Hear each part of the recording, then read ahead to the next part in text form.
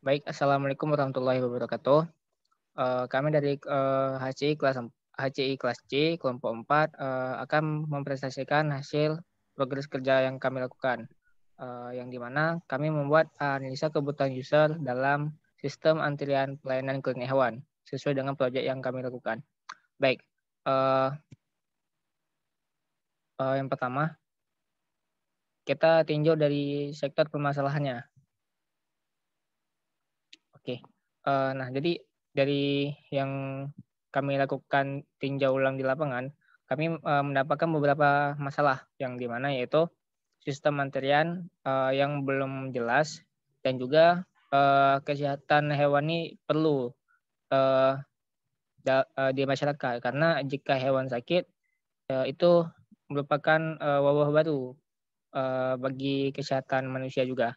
Nah, oleh karena itu kita memerlukan beberapa konsep yang baru dalam membuat pelayanan klinik hewan. Nah, dari situ kami mendapatkan masalah yang dimana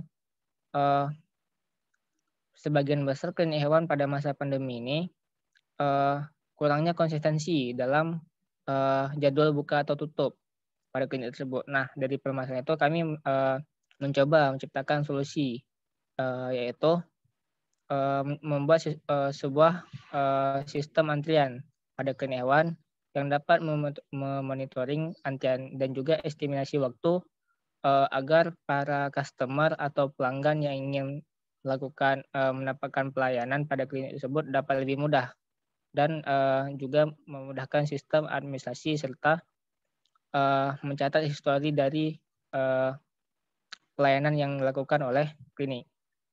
Oke, lanjut. Nah, dari yang survei kami lakukan, itu kami mendapatkan beberapa aplikasi yang telah melakukan pengembangan dalam bidang klinik hewan ini. Nah, jadi kami belum banyak menemukan sistem monitoring antrian hewan yang bagus, yang dapat mempermudah sistem administrasi yang lebih efisiensi dan lebih mudah. Nah, dari tabel kompetitif audit yang kami tampilkan, kami mendapatkan beberapa alternatif aplikasi yang dapat digunakan dalam pelayanan klinik hewan, tapi belum ada klinik hewan, belum ada aplikasi yang dapat memonitoring sistem antriannya. Oke, mungkin dari saya itu saja. Dilanjutkan oleh kawan saya. Terima kasih.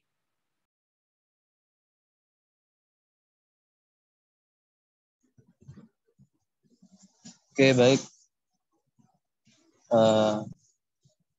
Kendala customer dari hasil yang sudah kami lakukan wawancara, maka kami mendapatkan beberapa kendala dari customer terkait sistem antrian klinik hewan, dan kita memperoleh beberapa hasil yang bervariatif ya.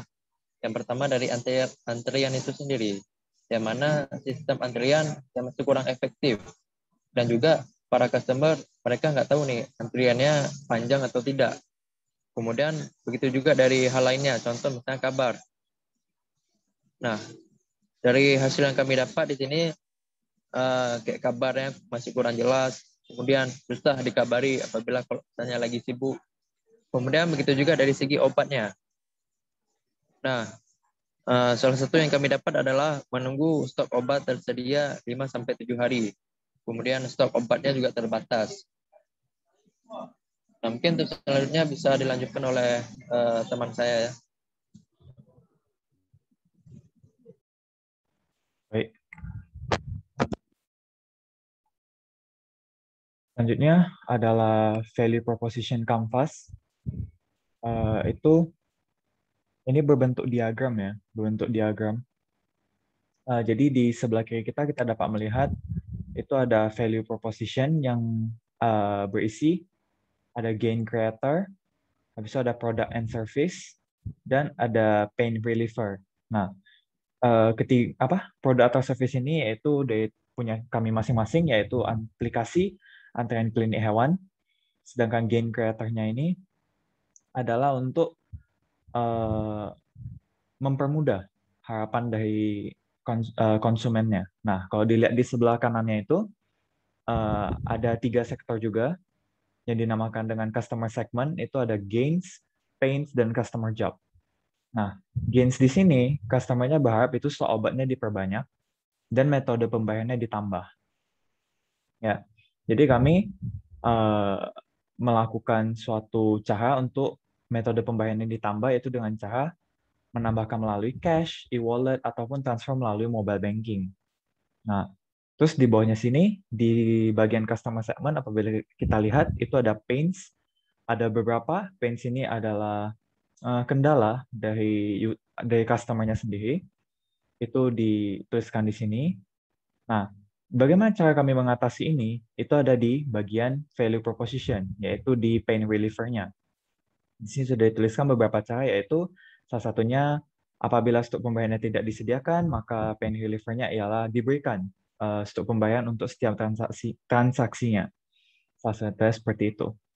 Nah, dan ada juga di sini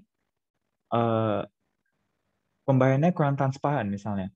Nah, itu kita selesaikan dengan cara biaya tagihannya itu diberitahukan secara lengkap dan jelas di awal persetujuan, tidak di tengah-tengah. Selanjutnya itu ialah bisnis model Canvas ya.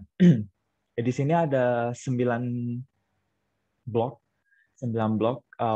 Yang pertama itu adalah key partners, yang kedua adalah key activities, ketiga adalah key resources, keempat value proposition, kelima customer relationship, keenam channel, dan ketujuh customer segment. Duanya ini tidak berisikan ya, cost structure dan revenue stream-nya itu tidak diisikan. Baik, saya jelaskan key partner ini adalah kunci kolaborasi, kunci partner kita agar aplikasi ini atau produk kita ini dapat berjalan. Di sini salah satunya adalah internet provider ya, yang merupakan salah satu key partner dari aplikasi kami ini atau produk ini. Nah, kedua ini adalah key activities. Key activities ini adalah aktivitas yang, mungkin saya ke bawah dulu ya, key resources dulu ya. Key resources ini ada 5, yaitu ada programmer, kita membutuhkan programmer, yaitu ya semacam sesuatu yang kita butuhkan lah, key resources ini. Yang pertama adalah programmer, kedua adalah front-end developer, terus server juga butuh, designer butuh juga, dan salesman. Nah, itu adalah sesuatu yang kita butuhkan agar aplikasi ini dapat bekerja dengan lancar. Ketiga itu ada key activities. Key activities ini adalah aktivitas yang terjadi selama proses pembangunan ini, yaitu ada designing, development, dan marketing. Kalau kita lihat ke sebelah kanannya, itu ada value proposition. Ini adalah nilai-nilai yang ditawarkan oleh aplikasi kami ya, aplikasi antrean klinik hewan. Terus di sebelah kanannya lagi ada customer relationship. Itu adalah bagaimana cara kami berhubungan langsung dengan para customer melalui WhatsApp, Telegram, ataupun Instagram. Dan yang ke-6, itu ada channel. Channel itu adalah bagaimana customer dapat mengakses produk atau layanan kami ini, yaitu melalui desktop, ataupun PC, ataupun laptop, ada mobile, dan website. Ya. Dan yang paling terakhir adalah customer segment. Customer segment ini adalah tempat customer kita itu siapa. Di sini target kami ya awalnya mahasiswa dan tentunya saja memelihara hewan, karena di sini adalah klinik hewan. Baik, begitu saja mungkin. Silakan ditutup oleh teman saya. Baik, terima kasih. Mungkin ini yang dapat kami sampaikan. Lebih kurang kami minta maaf. Kami akhiri presentasi ini.